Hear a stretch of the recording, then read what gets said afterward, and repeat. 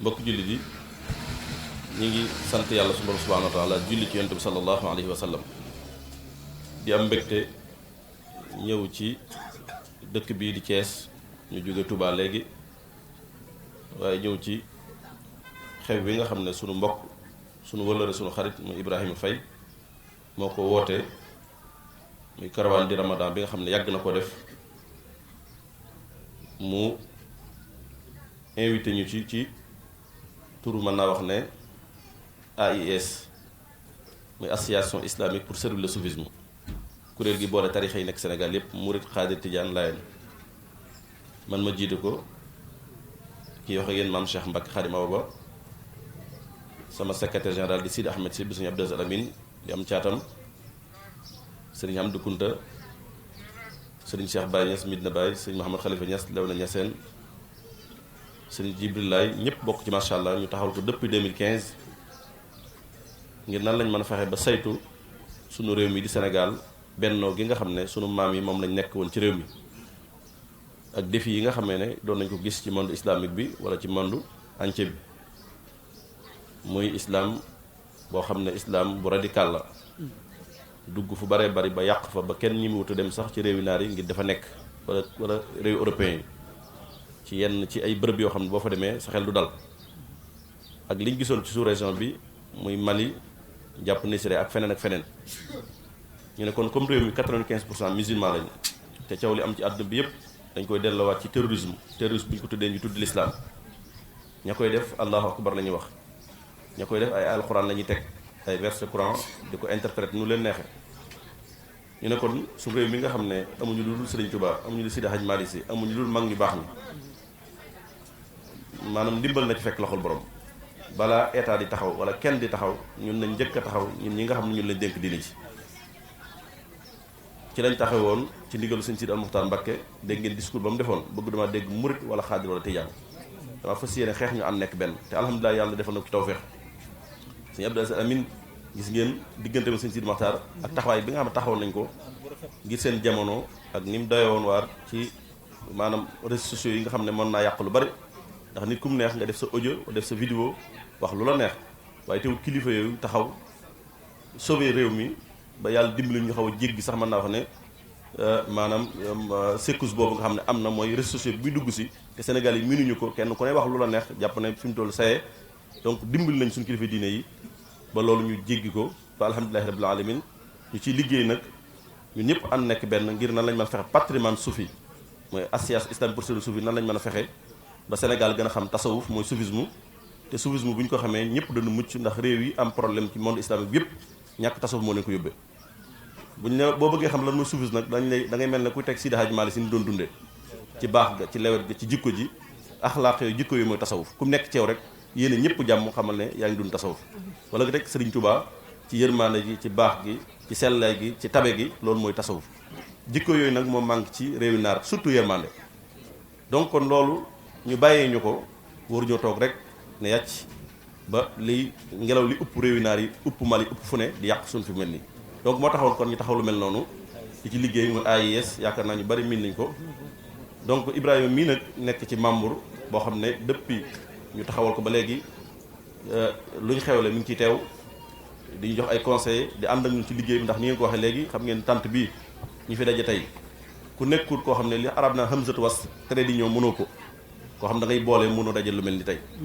donc kon loolu lañ seen doon ci moom moo tax ñu dugal ko ci kuréel gi ni ñu seen Abdou Alamine waxoon rek kuréel gi bu leen ko def ay doomi soxna moo tax damay bañ des fois ñu ne les jeunes marabouts wala doomi soxna yi déedéet ñun doxuñu foofu li ñuy dox mooy képp koo xam ne li mag ñi baax ñi bàyyiwoon yitteel na la yaa ngi ci biir kuréel gi te noonu lañ ko seen Abdou Alamine waxee donc dana am mbégte lool bu ñëwee ci jataay bii li tax kilifa yu bari bi ñuy tàggatoo man leen xaar leen dama am mbégte jataay bu lool ndax ñi fi jiitu ci la bokk parole yi bi sëñ Ibrahima njëkk di wax fa li ma fekk ba nii ma jëlee kàddu gi waaye parole yi ma fi dégg yëpp daa dal suñu xel ni ko sëñ Saw waxee léegi sëñ Saw bi muy wax léegi mi ngi soññ macha allah te noonu la ni mu ko waxee noonu la demee waaye ñun suñu xel daa dal ndax bi ñu déggee kàddu yi li ko dalee ci monsieur le maire mi toog muy Talla Sylla def na fi discours bu yéeme bu am solo bu soññee ci wàllu jikko jóge ci jaar ci monsieur le madame le ministre mi toog kàddu yi Pastef yi mu wax rawatina ci yar bi musulman yi ni ñu sàggane ba tax suñu mbokk chrétiens yi man yenn ñun mënuñu ko loolu jàmbat loolu daa dalal suñu xel ndax nit danger bu ko yëgul danaan tëll ba àgg ci rek waaye bu ko yëgee rek mën na cee mucc donc mu jógee ci sëñ Lo macha allah tabarakallah yëkkati fi kàddu yu rafet kàddu témoignage sëñ Pascal fi mi tamit wax dëgg yàlla yëkkati fi kàddu yu passif ba sëñ Jéy sëñ Ablaye Jéy donc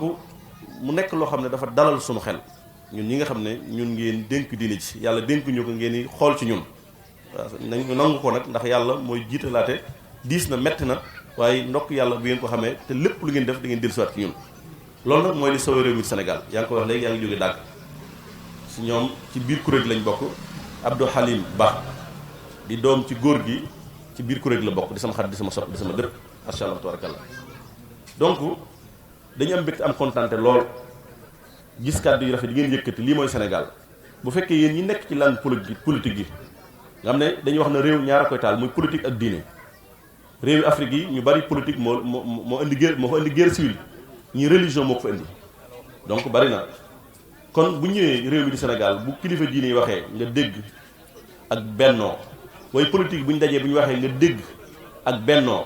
loolu mat naa dal xel loolu moo dalal suñu xel loolu sedd suñu xol ndax mënoon ngeen a yëkkati yeneen discours yoo xam ne dana jëm ci seen wàll bi ngeen liggéey du ngeen yëg sax ne maanaam jukko yi war nañ koo mën a defar jukko yi war na mën a delluwaat fa mu delluwaat loolu boobaa danañu xaw a jaaxal waaye man day damay wax ne xëy na sax lii Thiès laa ko gis dara dëgg la dana dem ci jataay yu bare waaye ni ma gisee yéen waa Thiès way politique yi ngeen toog yor wàllu àdduna pare mën a yëkkati kàddu yu mel nii loolu jàpp nañ ne bokk na ci téye réew mi di ko téye bu baax a baax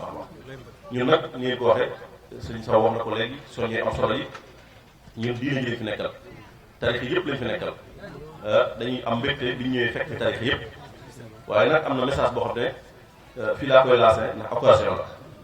la ndax tamit ñun dañuy saytu saa su ne loo xam ne fii ak 100 ans dana jural réew mi jàmm ni tubaab yi maanaam def seeni réew di xool fii ak 100 ans maanaam fan lañ bëgg a jëmale seeni réew ci wàllu maanaam développement ci wàllu lu mënti doon nga xam ne tey jii mën naa wax ne fii Sénégal toll ñu naan 2000 nangam wala 2000 nangam ñun lii lañ war a àgg tubaab bi ñoom yaakaar naa téeméer at ca kanam lañ xool ndax passé nañ ay 2050 rek passé nañ ko ba yàgg programme bi teg nañ ko ba yàgg ci seen wàllu jàmm nag du jàgg ne wàllu infrastructure la ñuy xool wala développement kese waaye lu mën a yëngal seen jàmm sax loolu dana ci teel a jug service secret yi jug ci ñëpp jug ci ba nga xam ne loolu du yëngal maanaam seen réew ñun tamit loolu la ñuy saytu AIS li muy saytu mooy jàmmi réew mi jàmmi réew mi bu ñu ko dee saytu nag fan yi ñu am loo xam ne gis nañ ko muy am ci réew mi loolu war nañ ci yëkkati suñu kàddu naam yëkkati suñu kàddu waaye nag das nañ ko def fii ci déclaration pour ñu jote ci ba ñi nga xam ne ñi ngi def lu mel noonu ñu wëlbatikuwaat mën a tegaat seen tànk ca raay ba xam ne lu dul jàmm jàmm ko gën si réew mi di Sénégal waxuma la musulman sax waaye chrétien musulman sax xàmmee woo leen da gis famille boo xam ne ñooy musulman ñi chrétien lañ da gis ñoo xam ne sax chrétien musulman la ñu bokk benn kër bokk benn lal loolu am na benn naar bu ma sa ñëw fii wax na ko nee na daa tiit daa jaaxle ndax bi mu gisee musulman ak chrétien ni ñu jaxasoo biir Sénégal jekk-jekk gis benn jàkka fi nodd benn église defee nee na loolu da ko yéem amul seen réew yi loolu nag grâce à suñu mag ñu baax ñi ñooñu yar ci loolu ñooñu nampatal ndax boo demee seen i ñaanuñ julli ñi kese tey ji boo demee ci réew yi naan seen borom xam bu ñu ñaan julli ñi rek lañ ñaanal waaye magi Sénégal ngay fekk boo demee Serigne Touba yaa maalikal mulk yaa man jalla an qawat irham jami al war mali si min jihatin loolu wax maa ngi ñaan yàlla na nga yërëm yàlla nga jéggal képp koo xam ne ñoo bokk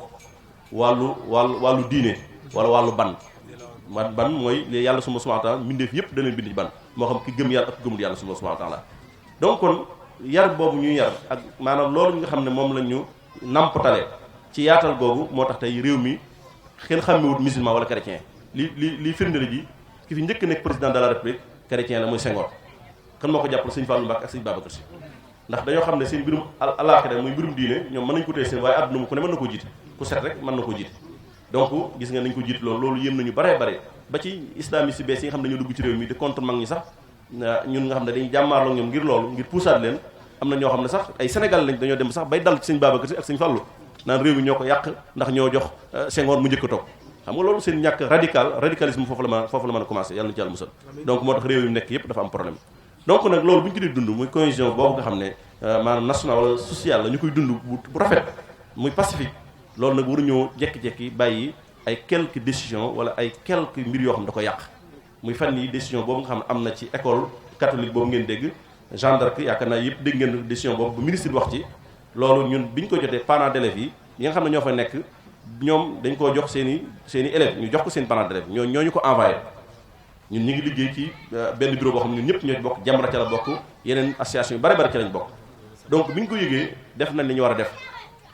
bind nañ état bi bind nañ ministre de l'intérieur ministre de l'éducation bind nañ ko xëy na ministre bi sax ci la génnee def benn déclaration bi mu defee déclaration bi gis ngeen ñoom seen conseil di layka bi dafa génnaat benn déclaration boo xam ne wax dëgg yàlla ñu ko liir lépp dana ci am mbetteel dana ci am loo xam ne xëy na duñu wax ne maanaam doon nañu séntu foofu séntu wuñu ne foofu ndax benn jàpp nañ ne bu fekkee dañoo wax réewu laïc lañ état laïc lañ nekk état laïc maanaam ñu bari dañuy dem ba dañ ci génne diine te fekk ne boo demee ci constitution laïque dafa dem liberté de culte maanaam daa garanti kenn ku ne li nga war a jaamu nga jaamu ko tey ku doon jaamu aw fas sax dañ koy maanaam état bi da koy garanti sécurité am ba kenn du ko fekk di ko bundu xataal kuy jaamu aw nag rawat ni kuy jaamu yàlla subhanahu wa ta'ala kon maanaam état bi maanaam constitution bi dafa garanti ñëpp kenn ku ne la nga bëgg nga dund ko sa liberté waaye bul jalgati nag donc kon loolu lañ ko déggee donc loolu nag bu amee ñu jékki-jékki gis benn décision boo xam ne dañ koo jël génn ko ne ñiy porte voile maanaam buñ defeti loolu damay wax ne liñ dundoon ay Sénégal ci ay at depuis maam yi ba léegi ñu koy dund ni ma ko wax léegi Senghor wax ko fépp décision yu sew yooyu tuuti yooyu ñuy xeeb rek mën naa yeelu bare wala yaasu billahi taala fin na mën ngaa xam fi mu commencé waaye xamoo fu mu yem donc loolu réseaux sociaux yi ak ni mel nga xam ne léegi ñëpp ko yëgandoo ñi am na ñoo xam ni ñu koy dégg mooy catholique yi dañoo xatal jullit ñi dañ leen xatal ba xatal leen seen école ne leen bu leen muuróoti loolu mën naa créer benn haine boo xam ne nit ñi day nekk ci dënn yi kenn du xam fan lay exploser donc li xew centre Afrique yaakaar naa ñëpp gis feneen gis nañu donc kon ñu ngi profité fii nga xam ne Thiès la fii nga xam ne ci mois Ramadan lañ nekk ci caravane bi ñu nekk di lancer di woo layka boobu seen maanaam communiqué boobu nga xam ne defaan nañ ko barki démb dem sax daanaka ba ci dan maanaam ministre bi daanaka xaw nañ ko traité nu leen neex donc te institution la donc jàpp nañ ne yooyu wax dëgg yàlla war nañoo toogaat seen biir ñoom di woowaat église bi ñu toogaat seen biir càmbaraat waxtaanaat seen biir xam ne lu dul jàmm ko gën ci réew mi Sénégal ndax ni ma ko waxee léegi ñuy dund jàmm ak salaam minorité lañ dëgg la waaye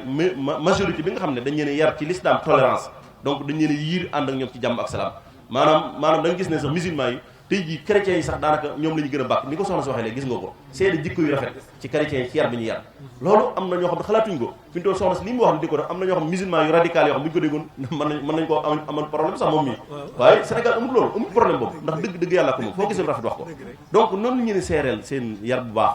seen éducation bu rafet donc maanaam xemmeem leen bëgg leen nañ fexe ñoom tamit ñu delloo ñu loolu ni ñu koy delloo nag mooy fexe ba respecté ñu suñu diine lañ bëgg ñu respecté ñu ko bu ko defee bàyyi xale yi la ñuy sol ñu sol ko waaye ba ñu jël ay décision xam dañ ko importé man loolu laay wax décision ndax France moo njëkk a interdit maanaam voile moo ko njëkk interdit fële donc yu sew sewaan na yoo xam dañ koy rot ndànk mu rogalaat ndànk di jaar ci fi mu war a jaar ci sirki ndànk ba ak si ñoom donc yu yëpp mën naa ñàkk ndax li jig France jigu réew mi Sénégal France ni ñu def ba saytu seen réew daanaka amuñu diine ndax chrétianisme moo fa nekk mais daanaka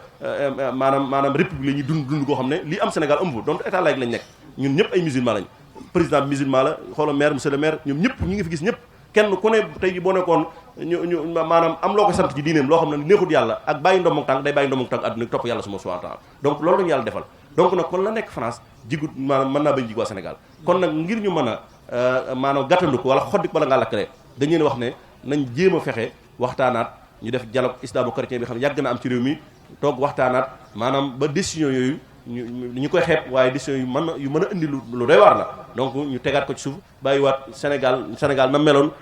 yàgg nañoo jàngale nit ñay muuru te amul problème xeex amu fa dara amu fa kon bu ñu jekki-jekki rek jamono bëgg ñu ko changé loo ci loo xam ne dañu bëgg dox ànd ak ngelaw occidentaux yi ànd ak ngelaw li nga xam ne kenn xam fu mu jógee loolu mën nañu bañ a jig donc daal message boobu la AS di lancé di woowaat ñoom ñëpp di leen woo def nañ benn communiqué boo xam ne ku lire presse bi léegi da nga ko gis ñu ne waa jamono ñoo ci ànd masha Allah tabarakallah donc kon ñu ngi leen woowaat à travers média bi nga xam ne ñoom lañ fii ci Thiès nañ xoolaat seen biir waxtaanaat delluwaat buum ci bay ba ñu àndaat dund ci jàmm ak salaam suñ xew yi ñooy jëflante seen ngalax ñuñ lañ koy jox maanaam suñ bu ñu rey Tabaski ñoom la ñuy yàkkal donc yooyu mooy harmonie Sénégal loolu mooy Sénégal dañu yàlla dimbali rek ñu continuer ci ñoom te bañ jël ay décision xam dañ ko importe di ko jëlee foo xam ne baaxul te mën naa jur leneen leen wa yees billah yàlla na ci yàlla musal ñëw nga ci say soppe ñëw nga ci say bokk ñëw nga ci ñu la bàyyi xel maa ngi wax ni télé yépp nga koy jël soxna Aminata Touré ku la naw la ku la fonk la ku la bàyyi xel la yaakaar naa ne boo yàkkamti sax léegi mu fekk la fa ndax damaa bind message ni ma président laa war a gisee léegi mbaa waaye maa ngi fi jóge maa ngi ñëw ni ma ana Mouhamadou ñu ngi man ko gisaguma ko nag mun ma ana mu man ko gisaguma ko moom heure bu ma wooyee laaj Mouhamadou man ko gisaguma ko waaye sargal bi ñu la doon sargal jaadu na ndax sargal ku baax jaadu na waaye ñu ñaan suñu borom subhanahu wa taala ñu yàgg laa sargal ndax sama jigéen ngi démb tey doo ko ñëw sama njaboot miin nañ la ci kër gi miin nañ la ci sama wet ngir lan taxawaay bu wér ak personnalité boo xamante ne incontestable la ak lan ak bëgg Cees ak loo am partagé ko loolu la la ñëpp yi jëwe loolu nag jëw bu rafet la koo wax Ndeye Tické mu ne noble la loolu noble moo mën a exercer yenn fonction yi te du ci gis boppam kon xam nañ ni la dal ña nga xamante ni buñ leen dénkee ñu jàpp ne dañ ko moom dalu la kon boo ñëwee fii yow indi fi kàddu gouvernement bi ndax soxnaa ngi ne da Touré nee na yaay wax ji waaw noonu la ma ko waxee ni ma yéen yaay wax ji kon yooyu yëpp ndax nit day nangu dogalu yàlla maa ngi koy waxtaan léegi ak ñu baree bare monsieur le maire Talla Sylla daanaka ñoo bokk benn bureau du jug ci man ba rek dem ba ñuy reer suñu cere maag moom dañ laa woo jotuñu la monsieur le maire moom lu ko waaye def rek yow mu boole ma ci man moom a ànd monsieur le maire Aliou Sow délégation Idrissa Thiorna la Sall léegi la ma woon ni affaire bi laa jóge waaye naa ngi ñëw kon dafa mel ni ki jiite église bi woo na ma yónnee ma message nee na dafa nekk ci ay yitte waaye ñu ngi yebal kenn ci abba yi mu ñëw fekk si ma fii kon fii nga ñëw sa kër ci say soppe nga ñëw ci suba ba nëgëne ñu ngi lay xaar waa sargal bi téye na rek Talla Sylla ni ma yombul mu rëcc de moo tax ma ne xaaral ma jiitu si kon nga fekk fi njabootu Seydil Hadji Malick njabootu Cheikhul Khadim njabootu Mame Bou Kounta njabootu ñu baax ñëpp nga fekk leen fii ñu jàng xatmu bi Oustaz Ali Diaw jàng ko ci kàddoom bu neex ñëpp bokk ko teral kon day mel ni ñoom sëñ Ousseynou Diop ñoom ñëpp ñoom ma Diop siin sama soppe sama xarit waaw moom sama xarit la moom ma Diop sama xarit la na ñëpp xam ne moom sama xarit la nga ànd ak sama jigéen Mati Ñaax nii moom sama jigéen la ndax ci dëkk bi maa ko fi gën a jege ci bokk mu wax ci yow lu kàddu yu rafet Mouhamadou ñu ngi ni man lu ma jàpp bu ma Ndeye Tické wooye ma bàyyi ko dem ba keroog ba ngeen di dem fële ca kër Thione Sarr xat-xat rek tax mu yebal Moustapha nii ndax embouteillage bi nekk ci yoon wi kon daal yëgal ni Thiès gépp bàyyi dañ la xel. bismillahi rahmani rahim auzu billahi mina sheytaani rajim mbokku jullit yi maa ngi nuyu ku nekk ci turam ak santam kilifa diine yi xam naa dañ ma bàyyi ma jiital ci sëriñ bi di sa sëriñ maam Cheikh di ko ziar di ziar nag oustaz professeur Ibrahima Faye ndax dañ ko war a ziar nit ku baax a ngi nii waaye dinaa ci dellu si di ziare kilifa diine yi fi nekk ñëpp bu ma limee dinaa juum bari na ñu ma ci xam bari na ñu ma ciy taseel te lépp rafet am na ñu ma fu fekk ñoo xam ne ñoo nekkoon ak man dafa di dafa am lu muy wone mooy que ne maay ñoom ñooy man monsieur le maire waroon naa ko jiite mais dañoo ñëw ci ma fekk ko mu toog ci suuf wane rek taalibe ni mu koy wane moo tax ma defee ko tam ni ma ko war a defee monsieur le maire maa ngi lay ziarewaat sama frère sama xarit di ziare sama frère Mamadou Gningue di ko ne sama délégation la bokk sax moom war ma ko ziar mais rek benn la Ablaye ngi nii moom itam di sama frère ma di ko nuyu ñi ma àndal yaa député Maymouna Sène yàllaa ko jox foo ko fekk dañ koy cëral c'est honorable député ànd ak sama sœur laay wax samay xarit ñi ma ànd ñëpp du ma ne ay militant dañ ma tee ngi ne toog waa koñ baa ngi ne ak ñi ma fa bàyyi parce que bugguñu woon ñëw ak benn kii bi di wax rek ne ñu ngi jéggalu ci tardé ñaari bés yi ñoo ànd xëy na nii la ko yàlla bëgg mais li woon doon sama yéene mooy ñëw yenn ak yow ndax professeur Diar Mboko nit ku baax a ngi nii di sama frère partout di nit ku am wóllëre nit nag bu amee wóllëre dañ ko war di delloo kóllëre lii ma président def mu am ci kontante waaye waa Thiès yëpp ci kontaan moo tax sargal boobu am mu am générosité ne ma lii itam dañ la fiy sargal jërëjëf Faye waaye dafa am lu ñu bokk leneen mooy soxna Aminta di ku baax di koo xam ne dama ko naw ndax lu bare waaye li ci jëkk mooy fulla ak fayda waaw parce que nag nekk jigéen du tax bay am fayda te dafa am fulla am pësteef mu am leen lu ñu bokk muy le président de la république ñu bokk leneen mooy dafa am gëm-gëm donc muy ay attributs ay qualités yu nga xam ne bu ko nit amee boo ñàkkul ko ñaan da koy waxal nag di ko seeti kon leen soxna ka Aminta lu ma sopp naa ko lu ko raw ñii nag ñoo bokk lépp caravane bi sëñ bi maa ngi wax nekk ni ci fi ñu koy defee muy caravane du Ramadan c'est ça foofu la ñu ni thème bi cohésion sociale léegi foo dem dañuy defe ne sax si ñun rek la mbaay cohésion sociale boo xoolee vision président de la république dafa jël équité sociale ak inclusion jël ko mu dóol ko ci vision soo xoolee 5 initiatives yooyu ma nga ca biir waaye boo demee ci dëkk yu mel ne ay Europe ay France nga xam ne bokkuñu sax diine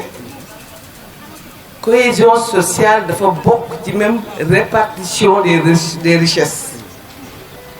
bi président ne équité territoriale moom it loolu la gis ne bu fekkee ne ku nekk dañ ko jox ak xam ak yelleefam ki ëppale dimbale ki ñàkk boo dëkkee gi nit di reer ba desal di ko congelé booba defoo social nee nañ boo suuree suur bu ëpp sa dëkkandoo reeru wala suurul ba tey sa jaamu yàlla des na kon loolu dafa bokk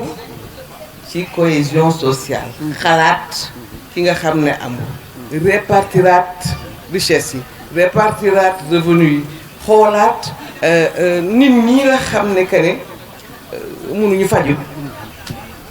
nit ñi nga xam ne que ne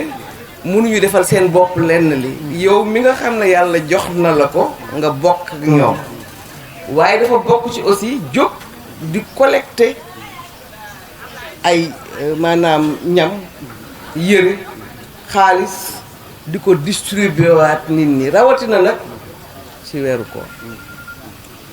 kon entreprise bii nga jël seen fondation bi def ko dafa di dul noo ko ngeen dugal ko nag centré ko ci suñu diine l'islam di religion boo xam ne religion bu tolérance la di religion bu ànd ak cet ndax jàpp ci set la bokk waaye di religion boo xam ne dafa jox ak doomu aadama kon tey bu thème bi nekkee loolu te loolu dafay bokk ci lii indi stabilité réew sëriñ bi wax na ko léegi am na yu bari yoo xam ne am na fi suñu maam yi ñi yàlla may ñu jege leen lu ci bari ci ñoom la ñi ñu fi bàyyi di ko perturber moo tax Sénégal lu mu tàng-tàng damay xam ne rek dañuy retrouver waaye yu mel na yéen dañ fi baax parce que régulateur day tax bu lii ngeen def koñ bu dem boo boo leen bàyyee nit ñooñu da nga leen di apaiser nit ñooñu da nga leen di dolli ñooñu jàmm rek ay nekk ci ñoom ak diine kon ñu ngi koy rafetlu maa ngi wax nag ci turu président de la république parce que mën naa ko mi ngi lay sant di la gërëm nee na gis na sa taxawaay waaye mi ngi sant kilifa diine yi yëpp naam gis nañ taxawam ci këru diine yi waaye gis nañ taxawaayu këru diine yi ci moom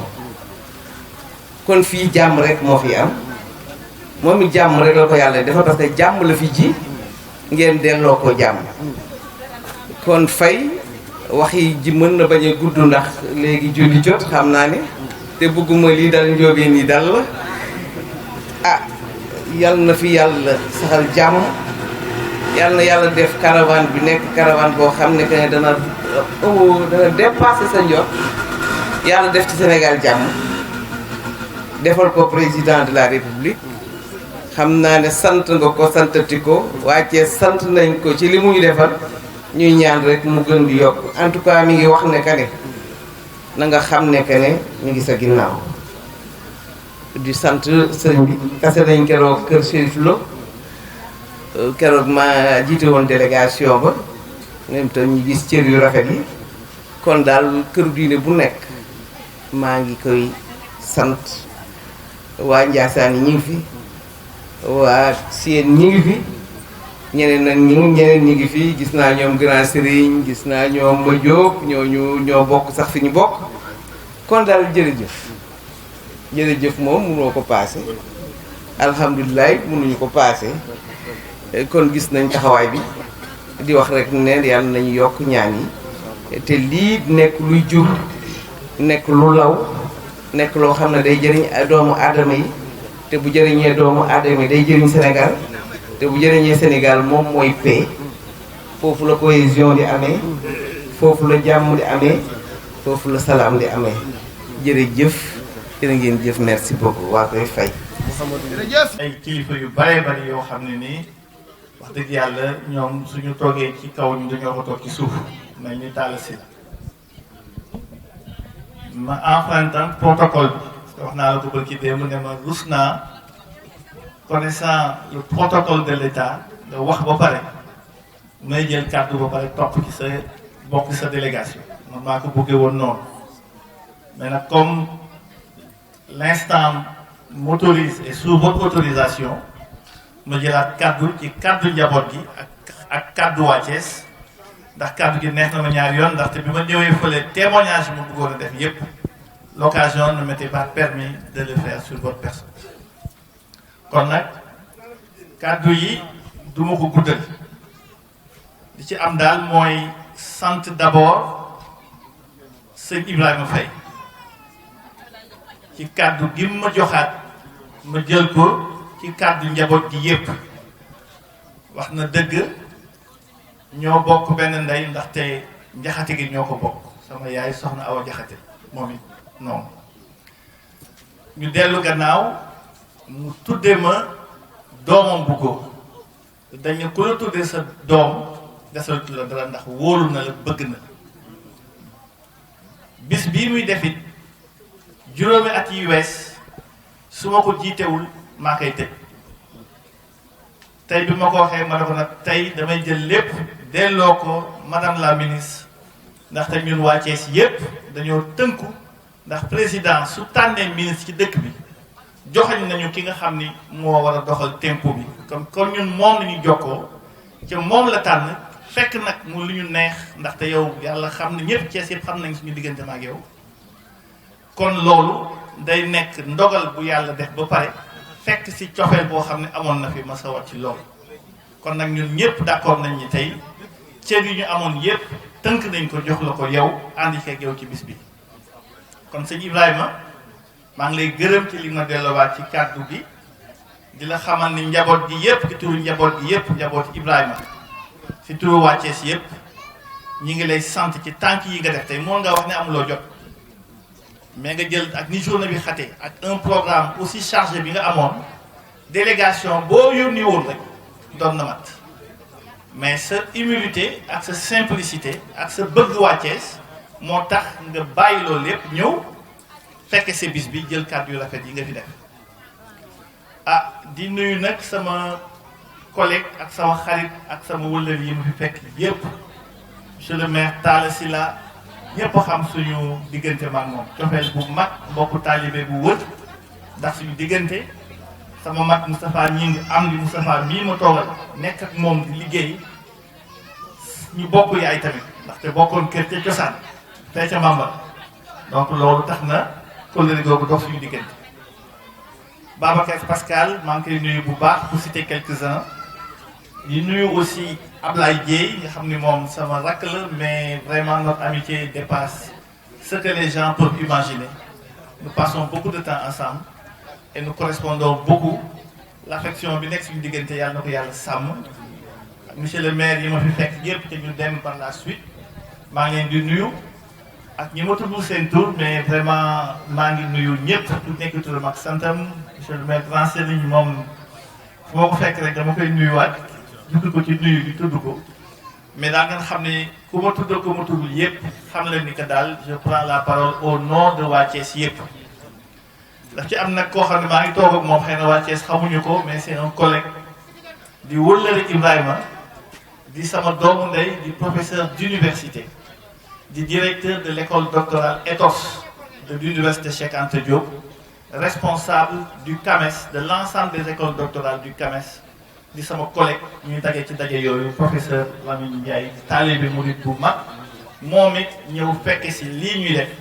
laaj na aussi ma wonale ko ak waa dëkk bi xam ne ku baax a ngi nii ku juba ngi nii ku bëgg président aussi ndaxte man cofeel bu mu am ci man tax na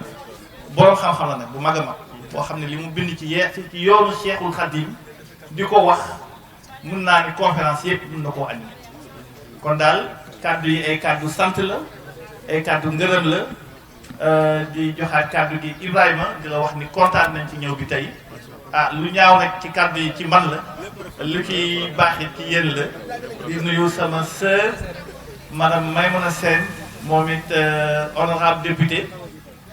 sama sargal bi doon def gëm naa ni keroog moo représenté jigéenu Sénégal yépp yendu fa ak man mais moom it l'affection ak collaboration bi am suñu diggante jiitu na bien avant que muy am tey ndombo tànk bii nga xam ne man bettuma ci moom xam naa ni dina ne man sëriñ laa parce que mos naa ko yónnee message boo xam ne dama ne ko coono du mu sa réer borom li nga liggéey ci parti bi dina mës a ñëw loolu moo la ci dal ndey tike moom it moo ko ci dal ñëw ñaar tombé bi ngeen àndandoo ci seen ci deuxième magistrature Macky Sall yal na leen njig waa Thiès indi ñu ndam indi aussi la cohésion des politiques autour de Thiès pour que nous puissions demain encore mieux aider la population de Thiès inch'Allah jërëjëf. gërëm ak sant Cheikh Ibrahima Faye mi nga xam ne nee na Cheikh professeur Ibrahima Faye mi toog mi nga xam ni moom nee na Ibrahima li mu wax ci man yëpp nee na li Ibrahima wax ci moom yëpp ci moom la ne waaye nee na Ibrahima ci yow la nekk ndax daje bi wane na ko nee na ñëpp a ngi fi te ku ci ne am na lu mu la lebal am nga loolu la Ibrahima lebal nga bëgg koo fay moo tax nga bàyyi sa itte ñëw teew sa bis bii man mii nee Moustapha nee na moom mii li mu may lebal nee na li nga koy lebal mënu ma koo fay nee na mënu la koo fay yàlla xam na nee na sunu borom mi amul kumba ak moom xam na loolu ndax képp ku Ibrahima xam xamale na ma moom xamale na ko Moustapha Tall tey fu mu déggee sama mbir fu mu déggee yi mbir Moustapha li mu ciy sonne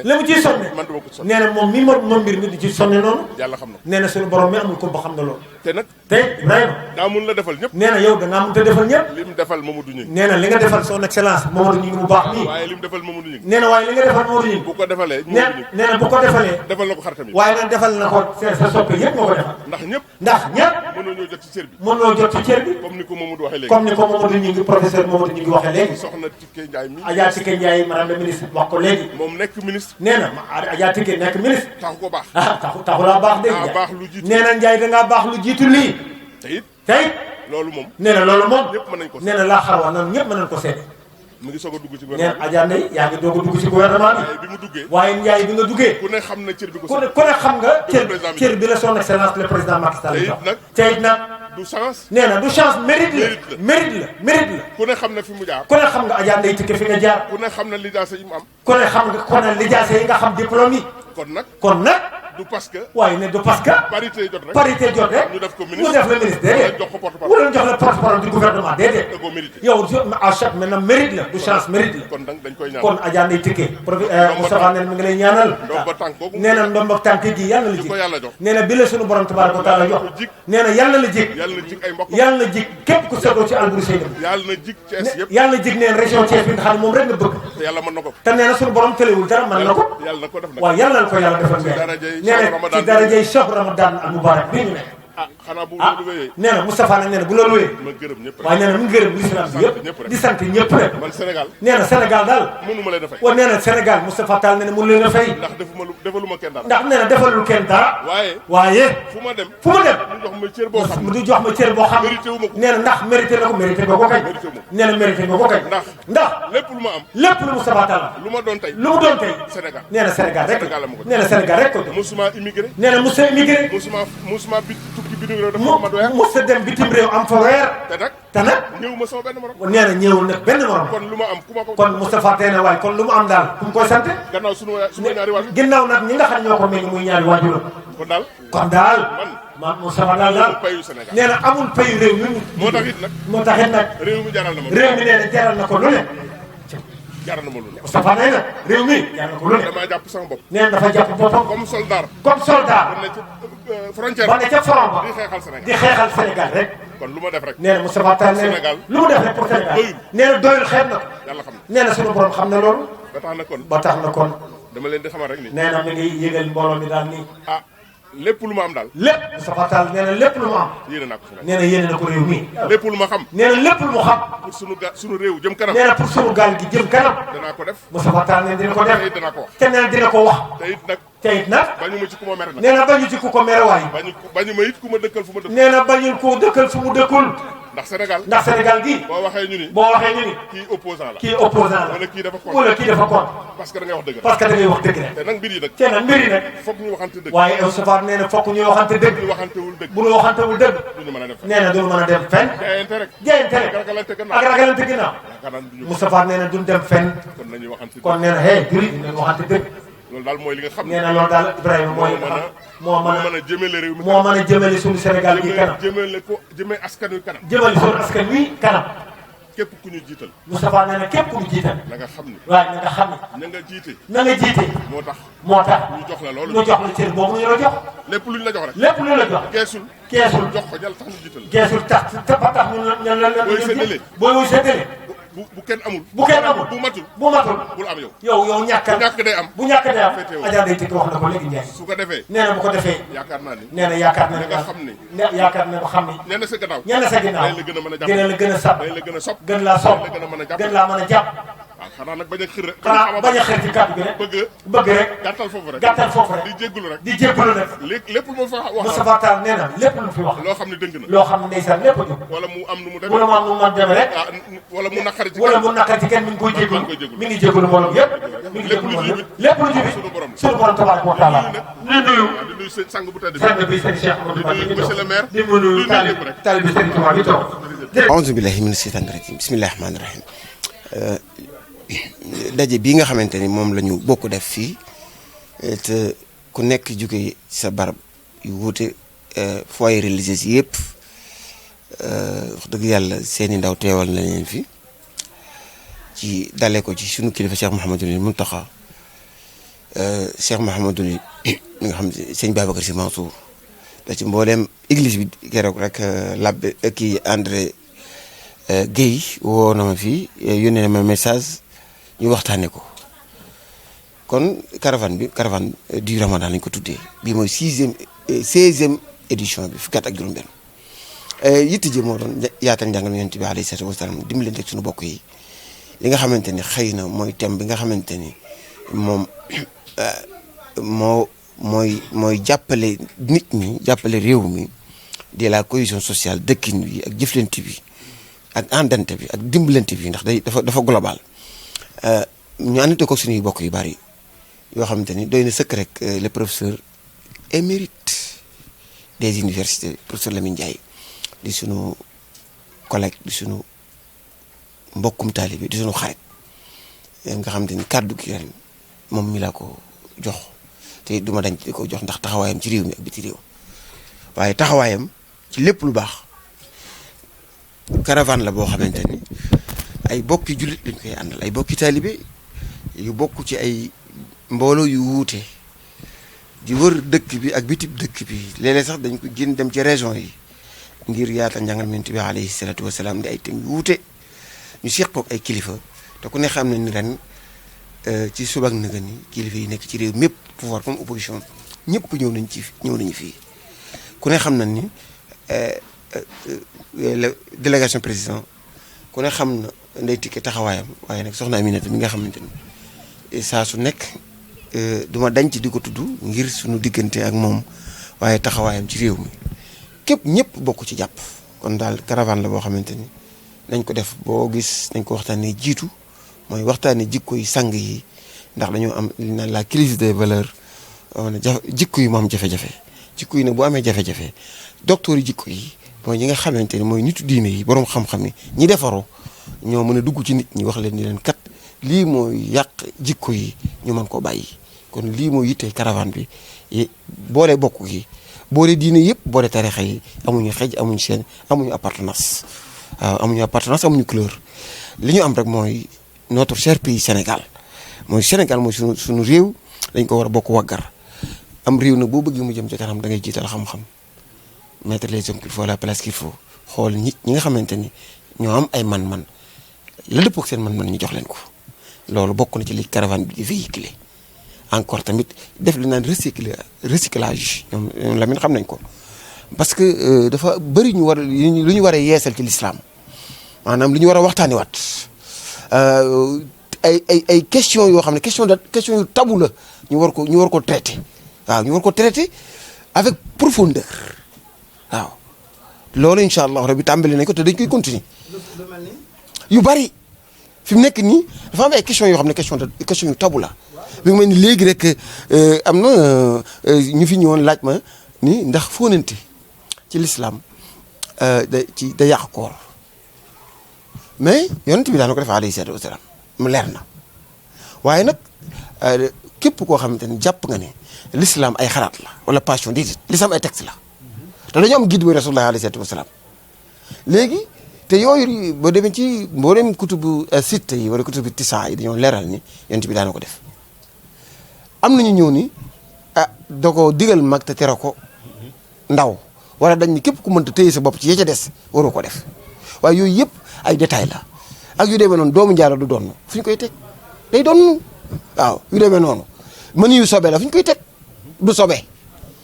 yu mel noonu dafa bari ci suñu diine ji te kenn ñemewu cee dugg lu tax ngir ragal ay baati ginnaaw wala ay yu demee noonu nu amul solo il faut que nag rien ne sera plus comme avant waaw la woonoon dana woon ni parce que nag looloo waraloon suñuy waaju sonn ci ñun ñu dem jàngi loolu la waraloon ñu génn ci biti réew loolu la waraloon boobu ba tey duñu toog ci réew mi loolu la waraloon ñu yore ay étudiants di leen formé ba tey jii ku ne gis nañu ñaar ñi def déclaration maa leen formé kenn ki mi ngi ci master mi ngi préparé doctorat kenn ki mi ngi ci licence 3 te sama loxo lañu aw kon tegtal bi kon ñun am na loo xam ne waratuñ waaw dañu war a creuser au fond le professeur day wax ne maanaam autodidacte wóorul njàng day taxaw waaw te bañ di leeral ci kaw te dañoo war di xóotal ndax damay faral di wax ne la grand père du savoir c'est approfondir xam-xam dañ koy xóotal tas ko pour mu am njariñ loolu nag caravane bi ci lay taxaw ren incha allahu rabbi xam nga li am solo xam nga dialogue social xam nga dialogue social ñëpp war a dem waaw dialogue social ñëpp war a dem ndax kenn warut a wootee dialogue maanaam kenn ku ne da ngaa war a utal sa bopp lay da ngay dem ba gisatoo loo xam kañ nga am prétexte yu leer mais dialogue social ñëpp war a dem réew mi damay faral di wax ne yàlla yaate gaañi ku nekk gëmal la nga gëm jàpp la nga jàpp te bàyyi yàlla ak gaañi ndax yàlla ay borom jàmm ñi la ñu seq muy réew mi dañ ko war a bokk defar te mën ñu ko defar te tooguñu waxtaan kon toog waxtaan farata la waaye nag bu ñuy toog di waxtaan dañu am clause yu leer dañu am clause yu leer yoo xamante ni dana rassurer ñi nga xamante ni ñoo xam nga contre le pouvoir baaxul contre le pouvoir aayul waaye contre le pouvoir moo aay bu pouvoir defee lu baax nga appuyer mais bu defee safar nga jubbanti parce que réew mi ñëpp ko bokk waaye ki yàlla jiital dañoo xam moo ko jiital ñëpp bokk na ko Sénégalais yi woote ko à part entière kenn ku ci nekk dialogue social bi man dama koy cautionné te it su ma sañoon ñëpp dem wuyu ci waaye nag ñëw woote dialogue ba it buñ ci lar leneen na leer waaw ñaari parti yëpp ku ne am na ci sa part de responsabilité kon terme de référence yi war naa leer ñëpp it war na ñu wuy ci leer bu ko defee sénégalais yi jugé ba ca deset suñu borom subhanahu wa taala moo tiim lépp képp ko wuy dialogue social ba jàppal ni daal def nga sa devoir civique devoir citoyen ñëpp la war nag man nii de bu ñu ma woon ma dem maag El Hadj ak keneen ak keneen ak Moustapha Tall ñii toog nii ak Mouhamadou Lamine waaw. Enfin, bon, je voudrais commencer par remercier le professeur Ibrahima Faye pour m'avoir associé à ce grand événement d'ouverture d'une action noble orientée vers la vulgarisation de la religion que nous partageons tous, la religion de Dieu, et il s'agit précisément de l'islam. Je voudrais juste dire ceci par rapport à ce qu'il a dit et par rapport à votre question. En fait, Ibrahima Faye n'initie pas. Ibrahima Faye ne fait que revivifier la tradition du prophète. L'un des premiers vulgarisateurs de cette religion, c'est le prophète Mohammed alayhi salatu wassalam. Et que peut-être ce qu'on peut dire à Ibrahima, c'est de le féliciter d'avoir emprunté la voie, c'est-à-dire celle du prophète Mohammed, c'est-à-dire cette voie recommandée par la voie. Cette voie que tout homme digne de ce nom doit suivre. Et c'est là où je vais venir à cet événement et aux enjeux de cet événement, c'est-à-dire son importance. Il s'agit de vulgariser une pensée. Mais une pensée n'a de sens que si elle est accompagnée d'une action. D'ailleurs, je crois que les penseurs le disent très bien. La pensée précède l'action. Qu'est-ce que ça veut dire? Même si elle la précède, cela n'est pas une occasion pour penser que de façon une action ne doit pas obligatoirement être accompagnée d'une action. L'action, c'est quoi? Il ne s'est pas seulement limité à sa connaissance du Coran, à sa connaissance de la tradition du prophète, à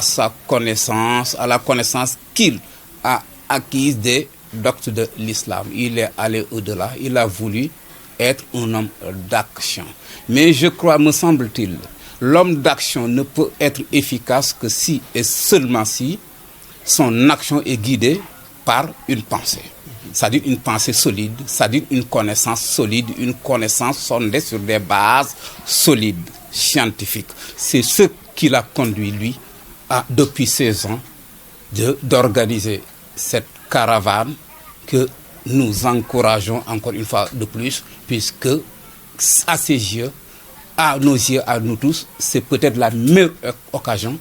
de faire comprendre l'islam, de faire comprendre ce que c'est que l'islam, de faire comprendre aussi à ceux qui en ont vraiment besoin, c'est-à-dire ceux qui sont à l'intérieur du pays, qui sont loin des médias, qui sont loin des outils de communication, de mieux s'imprégner de la pratique islamique qui aujourd'hui, nous savons,